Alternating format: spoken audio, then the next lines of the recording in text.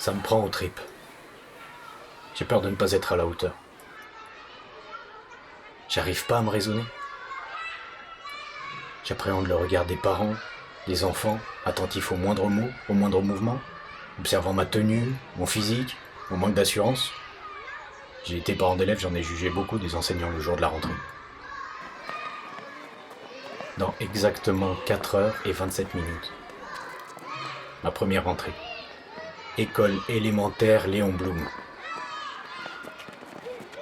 Baptême du feu dans un quartier défavorisé, comme ils disent. Sauf que le soir, lorsque j'ai dit à sa maman que j'étais d'accord, elle est tombée des nues. Troublée par la proposition de son fils, complètement déconnectée de leur réalité. Ils n'avaient pas les moyens de faire un gâteau. C'est ce soir-là, la veille de ses 9 ans, que j'ai compris qu'ils étaient à la rue. Et que ce que je croyais être un logement mis à disposition par une église n'était en fait qu'une porte dérobée, laissée entrouverte par un prêtre pour leur permettre de dormir sur les bancs de l'église. Tu lui as dit d'appeler le 115 ?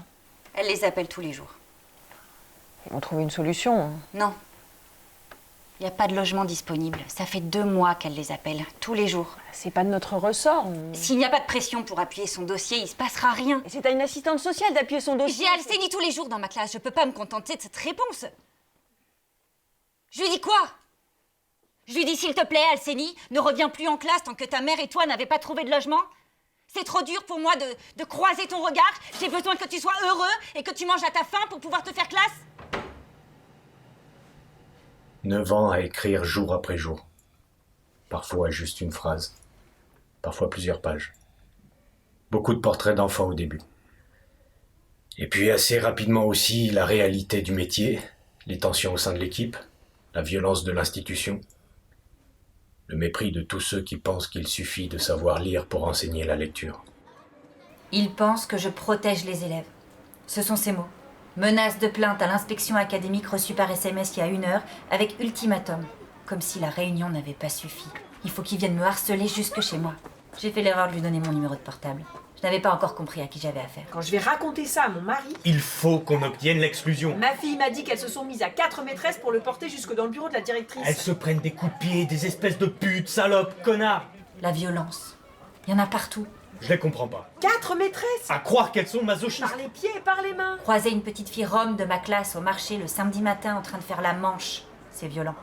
Celle qui craque cette année, c'est peut-être moi. Les jeunes collègues voulaient que j'en parle à l'IEN, que je sois plus virulente avec elle. Quand je me suis vue réagir comme avant les vacances, j'ai pris conscience de ma fragilité. Je le sais, il faut que je parte, que je quitte ce métier que j'aime encore avant de le haïr. Je ne veux pas réentendre ces... Regarde-moi dans les yeux! Quand on entend les parents dire à leurs enfants « baisse les yeux », comment veux-tu que le gamin s'y retrouve? En début de semaine, Sylvain était en train de corriger un devoir au tableau. C'était mardi. Il se retourne et il tombe sur un élève. En train de manger son contrôle.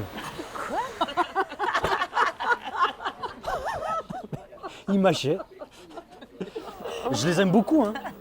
Mais c'est vrai qu'ils peuvent être vraiment cons parfois. Il m'a lancé un regard qui semblait dire... Oups! C'en était trop, j'ai éclaté de rire. Tu m'étonnes. Et toute la classe avec moi. Moi, j'ai ri un peu jaune cette semaine. Le maton, Non, j'ai dû appeler 2 familles pour leur signaler que leurs enfants, CE2 et CM1, traînaient sur le parking avec les dealers. Et ils t'ont dit quoi les parents? De ne pas m'en mêler, de faire profil bas. On dit dans le quartier que c'est 80 € le guet et un Happy Meal offert à celui qui va chercher McDo au vendeur, alors... on n'est pas très compétitif avec notre école et notre idéal républicain à la con. C'est dur de continuer à se battre. À défendre les vertus de l'école certains jours quand on peine à y croire soi-même. En parlant de se battre, ça y est. Les collègues de Sylvain viennent aux mains désormais en salle des profs. Non. Ouais. En même temps, ça me choque presque moins que les messes basses et les silences pesants. Là, les petites hypocrisies, les mesquineries quotidiennes avec la photocopieuse ou avec la machine à café. Ah, c'est plus direct, là. Ouais, du coup, il va plus en salle des profs pendant ses pauses. Je reste à traîner avec mes élèves. Les situations de stress et de fatigue ne font pas toujours ressortir ce qu'on a de meilleur en nous. Hein. Sans solidarité entre nous, plus rien ne tient. Ouais. On devrait faire passer un test de résistance au stress aux enseignants avant de les embaucher. C'est sûr. Enseigner, c'est un sport individuel, mais il se joue en équipe. Il faut savoir ne pas transmettre son stress et apprendre à le décharger ailleurs que sur ses collègues ou ses élèves. Sa conjointe. Personne n'est parfait.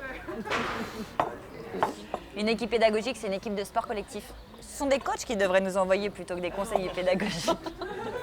Dis-moi que tu plaisantes. Mon dossier de classe verte avait une nouvelle fois été retoqué par l'inspection. J'ai passé un week-end à compléter un tableau présentant le programme de la semaine. T'es pas sérieuse? J'ai laissé partir au ski mon mari avec mes filles. T'en as pas marre, putain, de te faire prendre pour une conne? Pour que le dossier passe, il ne fallait pas oublier de mettre qu'en se brossant les dents, les élèves acquéraient des compétences sociales et civiques et bla bla bla. Parce que moi, j'en ai marre, je te dis. Tu pars pas au ski avec tes filles pour emmener en classe verte les 30 élèves de ta classe. Tiens, mais qu'est-ce qui te fera réagir, là? Je vais essayer d'être plus raisonnable.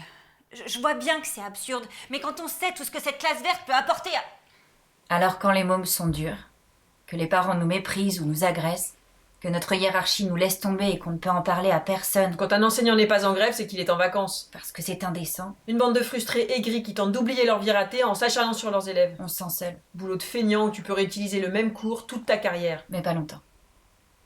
Car ensuite on repense à Maram, Wassim, Caïs, Nathan, Ritej, Kali, Anfal, Melvin, Alexandra, Eva.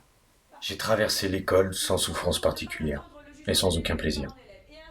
J'étais un peu mieux faire à qui personne n'a mis des coups de pied au cul, ni parents, ni profs. Alors, le peu mieux faire n'a pas mieux fait. C'est dur quand on est une femme enseignante ou infirmière de passer une soirée à écouter des ingénieurs ou des notaires, très satisfaits de leurs études et méritant leur belle situation et leur haut salaire, de parler lourd de responsabilités auxquelles eux seuls peuvent faire face, dénigrer ton métier que tout le monde connaît et qui n'intéresse personne. Les attentes de la société vis-à-vis de l'école sont de plus en plus grandes. Alors qu'elle ne parvient pas toujours à jouer son rôle premier, il faudrait qu'elle prévienne le djihadisme, le réchauffement climatique, les inégalités sociales, les conduites addictives, la bêtise humaine, le cancer de l'oreille droite et toutes sortes d'autres problèmes du monde adulte.